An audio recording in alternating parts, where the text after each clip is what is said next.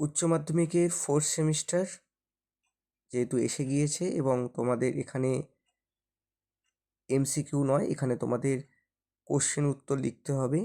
তো এখানে খাতায় যে কমন এররগুলো দেখা যায় ছাত্রছাত্রীরা তাদের পরীক্ষায় করে, সেগুলোর কথা মাথায় রেখে আমার আজকের এই ভিডিও, খুব সংক্ষিপ্ত ভিডিও, যেখানে আমরা দেখব যে আমাদের ছাত্রছাত্রীরা কোন কোন কমন এররগুলো করে থাকে।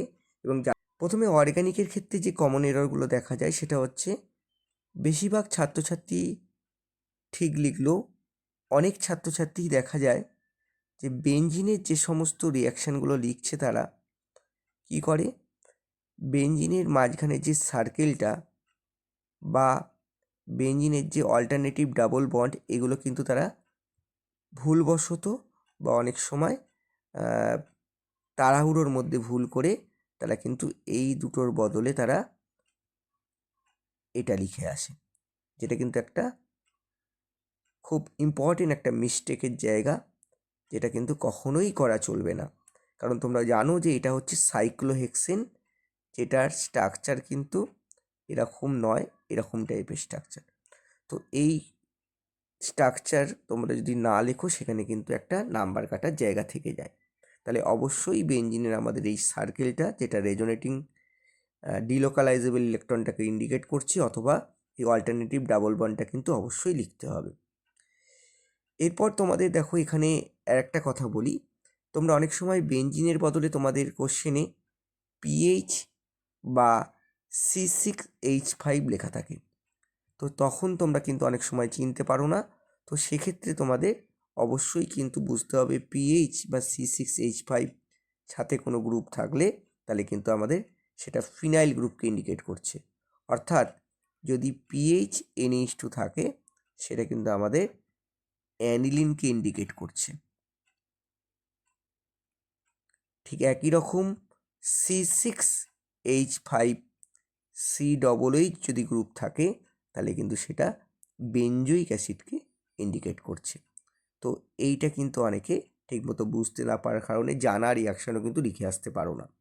ঠিক একই রকমভাবে আমাদের মনে রাখতে হবে CH3-র পরিবর্তে অনেক সময় আমাদের এমই থাকতে পারে, আমাদের অনেক সময় C2H5-এর বদলে ইটি থাকতে পারে, অনেক সময় C3H7-এর পরিবর্তে প্রোপাইল বা PR থাকতে পারে, বা C4H9-এর পরিবর্তে কিন্তু BU থাকতে পারে। ঠিক একইভাবে অনেক সময় শর্টকাটে লেখার জন্য দেখবে AC অর্থাৎ এই অ্যাসাইল গ্রুপটাকে কিন্তু CH3CO গ্রুপটাকে কিন্তু আমাদের AC হিসাবে লেখা হয়। তাহলে যদি আমাদের ACOH থাকে তাহলে সেটা বুঝতে হবে কি বোঝাচ্ছে, সেটা কিন্তু আমাদের অ্যাসিটিক অ্যাসিডকে ইন্ডিকেট করছে। এই একইভাবে যদি তোমাদের AC2O থাকে তাহলে বুঝতে হবে সেটা কি বোঝাচ্ছে, অ্যাসিড অ্যানহাইড্রাইটকে বোঝাচ্ছে। ঠিক একই রকম ACONA থাকলে সেটা কিন্তু আমাদের সোডিয়াম অ্যাসিটেটকে বোঝাচ্ছে। এটা কিন্তু তোমাদের একটু ঠিকমতো বুঝে নিতে হবে। এরপর চলে এসো আমাদের যে পরবর্তী যে জায়গাটা রয়েছে, দেখো আমাদের পরবর্তী যে জায়গাটা রয়েছে সেটা হচ্ছে আরও আমরা কিছু জায়গা নিয়ে আলোচনা করব। যে অনেক সময় তোমরা দেখতে পাও যে তোমাদের স্ট্রাকচারগুলোকে বন্ডলাইন স্ট্রাকচার বা স্কেলিটাল স্ট্রাকচারে দেয়। ধরো এখান থেকে তোমাকে একটা এরকম ট্রান্সফরমেশন দেওয়া হয়েছে, তো এটা দেখেই কিন্তু অনেকে ভয় পেয়ে ছেড়ে দিয়ে চলে আসো। তো তোমাদের এখান থেকে তোমাদের যারা বুঝতে পারছো তো ভালোই, আর তা না হলে তোমরা এর কনডেন্স ফর্মটা কিন্তু অবশ্যই লিখে নেবে, তাহলে তোমাদের বুঝতে সুবিধা হবে। দেখো আমি কনডেন্স ফর্ম লেখার জন্য কি করব, এই যতগুলো এন্ড পয়েন্ট আর বেন্ড পয়েন্টে কার্বন বসিয়ে নাও। এবার দেখো এই কার্বনের আমাদের একটা বন্ড, তাহলে CH3 হবে, এখানেও আমাদের CH3 হবে। তাহলে এটা কিন্তু একটা, এই যে মলিকুলটা এটা কিন্তু অ্যাসিটোনকে ইন্ডিকেট করছে।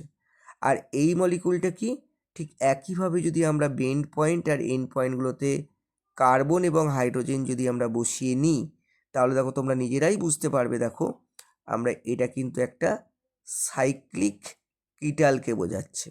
তাহলে তুমি বুঝতে পারছো এটা থেকে এটা কনভার্সনটা এমন কিছু কঠিন নয়, যদি তোমরা বুঝতে পারো, হয়তো তোমাদের করা থাকার সত্ত্বেও, তোমাদের জানা থাকার সত্ত্বেও তোমরা পারবে না যদি এই স্কেলিটাল স্ট্রাকচারটা ঠিক করে উপলব্ধি না করতে পারো। তাহলে ইথিলিন গ্লাইকলের সাথে যদি আমরা এই অ্যাসিটোনের রিয়াকশান করি, এরকম একটা সাইক্লিক কিটাল তৈরি হয় এবং ক্যাটালিস্ট হিসেবে আমাকে ইউজ করতে হয় ড্রাই HCl অথবা প্যারাটলুইন সালফোনিক অ্যাসিড। তো এটা খেয়াল রাখতে হবে। এরকমভাবে আমাদের অনেক সময় তোমরা দেখবে এই স্ট্রাকচারটা যদি দেওয়া হয় তাহলে বুঝবে এটা কি ইন্ডিকেট করছে। এটা কিন্তু আমাদের কিউমিনকে ইন্ডিকেট করছে। দেখো, এইভাবে কিন্তু তোমাদের এই স্ট্রাকচারগুলোকে বুঝতে হবে, নইলে কিন্তু আমাদের এই স্কেলিটাল স্ট্রাকচারগুলোকে যদি আমরা না বুঝি তাহলে আমাদের অনেক জানা রিয়াকশানও কিন্তু আমাদের ছেড়ে দিয়ে চলে আসতে হবে। তাহলে এটা কিন্তু আমাদের খেয়াল করার বিষয়। এছাড়া তোমরা দেখবে অনেক সময় আমাদের দেয়া হয় যে কিছু স্ট্রাকচার, যেমন ধরো বলছি তোমরা যে ভুলগুলো করে থাকো সেটা কি, আর একটা ভুলের জায়গা দেখো, সেটা হচ্ছে তোমরা দেখা যায় অনেক সময় যেটা করো, ধরো তোমাদের ফিডিল ক্রাফট অ্যাসাইলেশন, সেক্ষেত্রে তোমরা কি করছো, এখানে রিয়াকশান করছো CH3COCl অ্যানহাইড্রাস অ্যালুমিনিয়াম ক্লোরাইড দিয়েছো, অ্যানহাইড্রাস অ্যালুমিনিয়াম ক্লোরাইড দিয়ে তোমরা রিয়াকশান করছো। তো এই রিয়াকশানের প্রোডাক্ট হিসাবে তোমরা অনেক সময় না বুঝেই হয়তো ভুল করে লিখে আসো CH3CO। এখানে মিস্টেকটা কোথায়? দেখো, এই কম্পাউন্ডটা যদি তুমি সঠিকভাবে বিবেচনা করো, নিজেই বুঝতে পারবে ভুলটা কোথায় করেছো। দেখো, আমি যদি এখানে কার্বনটা দেখাই এবং প্রত্যেকটার হাইড্রোজেনগুলোকে দেখাই, তাহলে তুমি দেখতে পাচ্ছ এখানে যে প্রত্যেকের হ্যান্ডস কিন্তু ঠিকঠাক হলো না। তো কার্বনের প্রত্যেকটার হ্যান্ড দেখো, এই কার্বনটার কিন্তু হ্যান্ডস কিন্তু ঠিকঠাক হলো না। তো আমরা যদি দেখো এখানে বিষয়টা বোঝার চেষ্টা করি, এই স্ট্রাকচার, তাহলে কিন্তু আমরা রং লিখেছি। তাহলে আসলে যদি আমরা এইভাবে লিখি, অর্থাৎ ধরো COCH3 লিখি, তাহলে দেখো কি বোঝাবে আমাদের দেখো স্ট্রাকচারটা, তাহলে এখানে COCH3, অর্থাৎ এটা কিন্তু আমাদের রাইট স্ট্রাকচার। এরকম কিছু আমরা কিন্তু অনেক সময় বুঝে না বুঝে ভুল করে আসি। ঠিক একই রকম অনেক সময় দেখতে পাবে আমরা লেখার সময় কীরকম লিখি, অনেক সময় দেখবে যে আমরা হয়তো তাড়াহুড়ো করে বা ভুলবশত না বুঝে আমরা এরকম লিখে ফেলি বেঞ্জয়িক অ্যাসিডকে। তো এখানে কার সাথে বন্ড কিন্তু বোঝা যাচ্ছে না, তাহলে কিন্তু রং। তাহলে আমাদের সঠিকভাবে লিখতে গেলে কি লিখতে হবে, অবশ্যই কার্বনের সঙ্গে একটা লিঙ্কেজ থাকতে হবে, এইটা। তো অনেকে তো আবার এই ভুলও করে থাকে, দেখা যায় যে এখানে এখানে একটা COOH দিল, তাহলে এখানে তো বোঝাই যাচ্ছে না কার সাথে বন্ড রয়েছে, কোন পজিশানে, এই দুটো পজিশানে তো অন্তত দেবে, তো কোনো পজিশানকে কিন্তু ইন্ডিকেট করলো না। তাহলে এই দুটোই কিন্তু রংলি আমাকে রিপ্রেজেন্ট করছে মলিকুলটা। তাহলে বেঞ্জয়িক অ্যাসিডে কিন্তু আমাকে এইভাবে লিখতে হবে। এরকম কিছু কমন এরর কিন্তু আমরা প্রায়শই খাতা দেখতে গিয়ে দেখে থাকি। এরপর যেটা তোমরা বুঝতে পারো না, অনেক সময় আমাদের দেখা যায় যে একটা মলিকুলকে ধরো যেটা ভুল হয় সেটা আমি একটু বলি। ধরো এইভাবে একটা মলিকুলকে ডিনোটস করা হচ্ছে, তো এই মলিকুলটাকে তোমরা হয়তো দেখা গেল চিনতে পারো না। ধরো এরকম একটা ট্রান্সফরমেশন দিয়েছে যে এখান থেকে আমাদের ধরো বেঞ্জালডিহাইড থেকে দেখা গেল এইটা তোমাদের ট্রান্সফরমেশনটা দিয়েছে, এই ট্রান্সফরমেশনটা তোমাদের করতে দেওয়া হয়েছে। তো তোমরা এই মলিকুলটাই কিন্তু তোমরা অনেক সময় চিনতে পারো না। ওই জন্য সবসময় কিন্তু তোমরা মলিকুলটাকে যতদূর সম্ভব অর্গ্যানিক মলিকুলগুলোকে ভেঙে লেখার চেষ্টা করবে। দেখো কার্বন এবং এর সাথে একটা হাইড্রোজেন আছে, আর তার সাথে দেখো দুখানা OC2H5, অর্থাৎ দুখানা আমাদের ইথক্সাইড গ্রুপ এখানে রয়েছে। তো এটা কিভাবে হচ্ছে, দেখো এটা একটা অ্যালডিহাইডের সাথে দেখো এখানে একটা কি তৈরি হয়েছে, একটা অ্যাসিটাল তৈরি হয়েছে। প্রথমে হেমি অ্যাসিটাল হবে, পরে অ্যাসিটাল হবে। তাহলে কী দিতে হবে, এখানে আমাদের ইথাইল অ্যালকোহল লাগবে, এবং সেই একই রকম আমরা ড্রাই HCl যদি নিই তাহলে আমাদের এই প্রোডাক্টটা হবে, দুই মলিকুল রিয়াক্ট করে এটা তৈরি করবে, তাহলে এটা অ্যাসিটাল তৈরি হয়েছে। ঠিক একই রকম অনেক সময় ধরো তোমাদের এরকম দিয়ে হলো CH3CHO, এখান থেকে তোমাকে দেয়া হলো যে এই কম্পাউন্ডটা কিভাবে তৈরি হবে, CH3CHOH CH2CHO। তোমরা চিনতে পারো না। কেন চিনতে পারো না? তার কারণটা হচ্ছে এই মলিকুলটাকে তোমরা ঠিকমতো যদি ভেঙে না লেখো তাহলে কিন্তু কখনোই বুঝতে পারবে না। তো মলিকুলটাকে যদি তোমরা ভেঙে লেখো, দেখো আমরা এই কার্বনটাকে যদি দেখি ভালো করে, তাহলে এই কার্বনে কি আছে? একটা হাইড্রোজেন আছে, একটা OH আছে। তাহলে উপরে বা নিচে একটা H আর OH দিয়ে দাও। তাহলে দেখো এবার যদি আমরা এটাকে CH2 অর্থাৎ এই কার্বনটাকে লিখি, তারপর এই গ্রুপটাকে লিখি, তাহলে তুমি বুঝতে পারছো এটা কিন্তু একটা অ্যালডল কনডেনসেশন হয়েছে, অর্থাৎ দুটো মলিকুল কিন্তু এখানে জুড়ে গেছে। তাহলে এখানে কিন্তু আমাদের NaOH যদি আমরা নিই, ডায়ালুট NaOH নিই, তাহলে কিন্তু এই প্রোডাক্টটা আমরা পেয়ে যাব। তাহলে এটা কিন্তু তুমি অ্যালডল কনডেনসেশন তুমি পড়েছো, তার সত্ত্বেও তুমি বুঝতে পারলে না, কারণ তুমি মলিকুলটাকে কিন্তু আইডেন্টিফাই করতে পারলে না। তাহলে অর্গানিক মলিকুল লেখার সময় অবশ্যই তোমরা কিন্তু, যেটা খুব গুরুত্বপূর্ণ বিষয়, তোমরা মলিকুলটাকে যতদূর সম্ভব ভেঙে লিখবে এবং কমপ্লিট স্ট্রাকচারে যদি লেখো তাহলে কিন্তু তোমরা অসুবিধা হবে না। অর্গানিকে আরেকটা ইম্পর্টেন্ট জায়গা তোমরা খেয়াল করবে, অনেক সময় কোনো কনভার্সানে যদি ধরো A থেকে B একটা কনভার্সান দিল, এখানে ওপরে ধরো কতগুলো রিয়েজেন্ট দিল X, Y, তো এই রিয়েজেন্টগুলো যদি দেওয়া হয়, ধরো এখান থেকে আমাদের একটা রিয়েজেন্ট দেওয়া হলো, তো এই দুটো কিন্তু তাহলে একসাথে মেশানো হয়েছে, অর্থাৎ হয়তো একটা মিডিয়াম, হয়তো দুটোই রিয়েজেন্ট। কিন্তু এখানে যদি আমাদের 1 বা 2 দিয়ে দেওয়া হয়, তাহলে বুঝতে হবে এখানে এক্সের সাথে কম্বাইন্ড হলে কোনো একটা প্রথমে প্রোডাক্ট, ইন্টারমিডিয়েট প্রোডাক্ট হয়েছে, তারপরে ওয়াই সাথে রিয়্যাক্ট করেছে। আবার যদি 3 নম্বরে দেওয়া হয়, তাহলে আফটার থার্ড রিয়াকশান যে প্রোডাক্টটা হবে সেটা কিন্তু তোমাকে লিখতে হবে। তাহলে এখানে কিন্তু যদি 1, 2, 3 না দেওয়া থাকে, তার কিন্তু একটা মিনিং হচ্ছে যেগুলোকে সবগুলোকে একসাথে রিয়েজেন্টগুলো মেশানো হয়েছে। আর যদি তোমাদের কোশ্চেনে আমাদের 1 দিয়ে একটা রিয়েজেন্ট, 2 দিয়ে একটা রিয়েজেন্ট, 3 দিয়ে একটা রিয়েজেন্ট দিয়ে ফাইনাল প্রোডাক্ট জানতে চাওয়া হয়, সেক্ষেত্রে তোমরা কী করো, অনেক সময় এক্সট্রা স্টেপ কিন্তু বাড়াবে না। তোমরা কি করবে, রাফে তোমাদের প্রথমটা দিলে কি প্রোডাক্ট হবে, তারপরে কী প্রোডাক্ট হবে এবং থার্ড প্রোডাক্টটা কী হবে সেটা কিন্তু তোমাদের এখানে লিখতে হবে। এবং এই লেখার সময় অনেকে কিন্তু নামটা লিখে দাও, নামটা কিন্তু ইম্পর্টেন্ট নয়। আমাদের কিন্তু অর্গানিকের স্ট্রাকচারটা অবশ্যই লিখতে হবে, এবং সেক্ষেত্রে তোমরা নাম দিতেও পারো, নাও দিতে পারো। এবং আমাদের অনেক সময় ট্রান্সফরমেশন যেগুলো দেওয়া হয়, সেক্ষেত্রে কিন্তু আমাদের যে প্রোডাক্টগুলো, মধ্যবর্তী যে প্রোডাক্টগুলো হবে যে রূপান্তরগুলোর ক্ষেত্রে, সেগুলোর নাম জানা থাকলে অবশ্যই তোমরা স্ট্রাকচারের সাথে সাথে লিখে দেবে। এরপরে চলে আসি আমাদের কিছু কমন এরর যেটা দেখা যায় তোমাদের ফিজিক্যালের ক্ষেত্রে। ফিজিক্যালের ক্ষেত্রে যে কমন এররগুলো দেখা যায় তার কয়েকটা আমরা এবার আলোচনা করছি। ফিজিক্যালের ক্ষেত্রে যে কমন এররগুলো দেখা যায়, প্রথমত তোমরা অনেক সময় ইউনিট ঠিক করে লেখো না, ইউনিট না লেখা বা ভুল ইউনিট লেখা, ভুল ইউনিট লেখা, এটা কিন্তু খুব কমন একটা এরর। এটা তোমাদের শুধু কেমিস্ট্রি নয়, ফিজিক্সেও দেখা যায়। তাহলে এখানে কিন্তু অবশ্যই তোমাদের নাম্বার কাটা হবে। এখানে কিন্তু আমাদের ইনস্ট্রাকশান থাকে যে যদি তোমরা ইউনিট না লেখো এবং ভুল ইউনিট লেখো, তাহলে কিন্তু সেখানে নাম্বার ডিডাকশান হবে। তাহলে খুব কেয়ারফুল হতে হবে, আমাকে ইউনিটটা সঠিকভাবে সেখানে লিখতে হবে। তাছাড়া এখানে আরেকটা গুরুত্বপূর্ণ বিষয় রয়েছে, যে অনেক সময় দেখা যায় ফিজিক্যালের বিভিন্ন নিউমেরিক্যালের ক্ষেত্রে আমাদের ইউনিটগুলোকে কী করা হয়, আমাদের বিভিন্ন ইউনিটে কনভার্ট করে যে বিভিন্ন ভ্যালুগুলো থাকে দেওয়া হয়। সেক্ষেত্রে আমাদের সব কটাকে কিন্তু সেম জাতীয় ইউনিটে কনভার্ট করে নিতে হবে, নইলে কিন্তু আমাদের অ্যান্সার ভুল হবে। যেমন আমি বলি, ইলেকট্রোকেমিস্ট্রিতে তোমরা দেখবে আমরা দেখি W=EIT/96500, এটা হচ্ছে ফ্যারাডের ফার্স্ট ল এবং সেকেন্ড ল থেকে পাই। যেখানে ইলেকট্রোকেমিক্যাল, যেখানে আমাদের কেমিক্যাল ইকুইভ্যালেন্ট, ভুল বললাম, জেড হচ্ছে ইলেকট্রোকেমিক্যাল ইকুইভ্যালেন্ট, হচ্ছে কেমিক্যাল ইকুইভ্যালেন্ট। তাহলে ইটা কেমিক্যাল ইকুইভ্যালেন্ট, এটা জেনারেলি আমাদের গ্রামে হয়, গ্রাম ইউনিটে হয়, তাহলে ডাব্লুটাও গ্রামে হবে।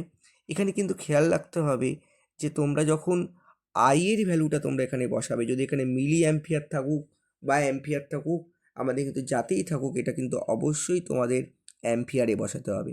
এবং টাইমটা তোমাদের কিন্তু একইভাবে, সেখানে আওয়ার্স থাকুক, মিনিট থাকুক, আওয়ার, মিনিট, সেকেন্ডে থাকুক, অবশ্যই কিন্তু সেকেন্ডে আমাদের কনভার্ট করে নিয়ে নিউমেরিক্যালগুলো করতে হবে, নইলে কিন্তু ভুল হয়ে যাবে। এবং একই রকমভাবে তোমরা দেখবে যখন তোমাদের সেল পড়বে, সেলের জায়গাটা তোমরা নিশ্চয়ই দেখেছো যে আমাদের গিবস ফ্রি এনার্জির যে ফর্মুলাটা আসে, সেটা হচ্ছে এই রকম। তাহলে এখানে আমাদের যে গিবস ফ্রি এনার্জি যে ইউনিটটা হবে সেটা দেখো, এটা হচ্ছে আমাদের ভোল্টে, এবং এটা আমরা 96,500 কুলম, তাহলে এটা আসছে কুলম্বে। তাহলে ভোল্ট ইন্টু কুলম, তাহলে আমরা কি পাবো? ভোল্ট ইন্টু কুলমে কিন্তু আমরা জুল পাবো। তাহলে এই ইউনিটটা কিন্তু ভোল্টে, এটা যদি কুলম্বে হয় তাহলে গিবস ফ্রি এনার্জি কিন্তু জুলে বেরোবে।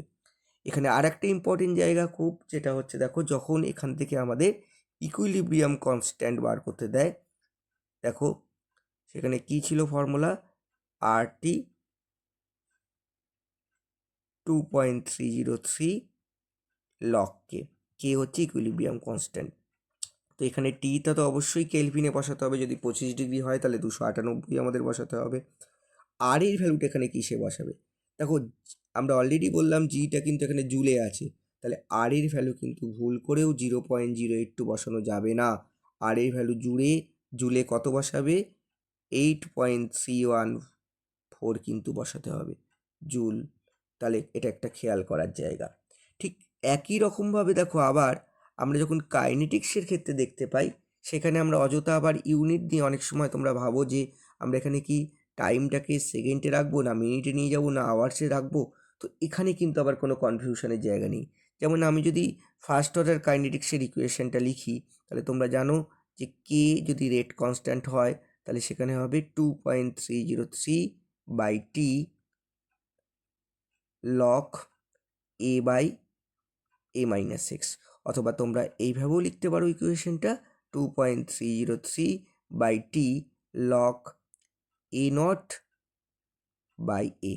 তোমরা এখানে জানো এখানে এই দুটোই একই রকমের এক্সপ্রেশন, দুভাবে ইন্টিগ্রেট করলে পাওয়া যায়। এখানে স্মল এ বা এ নটটা কী বোঝাচ্ছে? Initial concentration of the reactant, অর্থাৎ বিক্রিয়কের প্রাথমিক গাঢ়ত্ব বোঝাচ্ছে। আর a-x বা এ কী বোঝাচ্ছে? সেটা বোঝাচ্ছে টি সময় পর বিক্রিয়কের গাঢ়ত্ব, অর্থাৎ after time T the concentration of the reactant. তো এখানে কিন্তু অযথা আবার এই টি নিয়ে, টি এর ইউনিটটা কি আমরা ঘন্টায় রাখবো, না মিনিটে, নাকি আমরা সেকেন্ডে নেবো, সেখানে কিন্তু উদ্বিগ্নতার কিছু নেই। কারণ দেখুন দুটোই কনসেন্ট্রেশন টার্ম, এই এ আর a-x a0/a, তাহলে এখানে কিন্তু এই পার্টটা কিন্তু, এই পার্টগুলো কিন্তু ইউনিটলেস।